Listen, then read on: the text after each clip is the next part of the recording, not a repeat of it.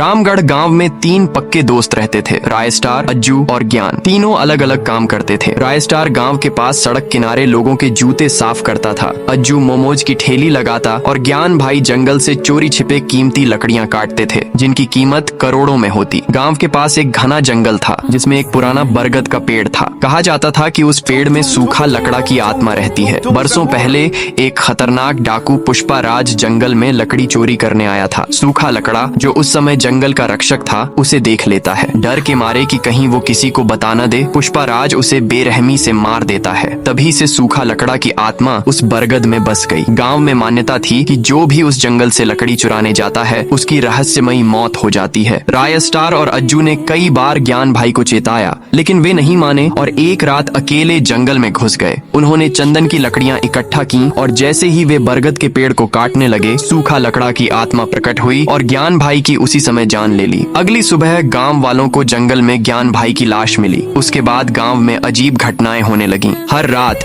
सूखा लकड़ा अपने सोने के बाज को गांव भेजता। वो बाज हर रात एक इंसान को उठाकर जंगल ले जाता और अगली सुबह उसका शव मिलता। गांव में डर का माहौल फैल गया। अब यह सब रोकना जरूरी हो गया था। रायस्टार ने हिम्मत दिखाई और सीधा जंगल की ओर निकल गया। बरगद के पेड़ के पास पहुंचकर उसने जोर से पुकारा, सूखा लकड़ा, तुम गांव वालों को क्यों डरा रहे हो? तभी सूखा लकड़ा प्रकट हुआ। उसकी आंखों में आंसू थे। उसने कहा, मैं कभी इस जंगल का राजा था। सारी लकड़ी, जानवर, पेड़ सब मेरी जिम्मेदारी थी, लेकिन पुष्पा राज नाम का दरिंदा आया और मुझे मारकर चला गया। मैं बदला लेने के लिए भटक रहा हूँ। रायस्टार ने कहा, मैं तुम्हारे साथ हूँ। अब मिलकर उस दरिंदे को सबक सिखाएंगे। इधर पुष्पा राज अब सोनपुर में रहता था। उसने कई टन चंदन की लकड़ियां जमा की थीं और मासूम लोगों को मारकर उनका धन लूट लेता था। रायस्टार और सूखा लकड़ा ने मिलकर एक योजना बनाई। एक रात पुष्पा राज फिर से उसी जंगल में लकड़ी काटने आया। तभी जंगल में भयानक गूंज उठी। सूखा लकड़ा और रायस्टार बरगद से प्रकट हुए। पुष्पा राज भागने की कोशिश करता है, लेकिन तब तक बहुत देर हो चुकी होती है। सूखा लकड़ा अपनी ताकत से उसकी गाड़ी समेत पुष्पा राज को उड़ा देता है। उसका बदला पूरा होता है। सूखा लकड़ा ने अपना वादा निभाया। उसने ज्ञान भाई को फिर से जीवित कर दिया और खुद शांति से बरगद के अंदर समा गया। गांव में फिर कभी कोई रहस्यमयी घटना नहीं हुई।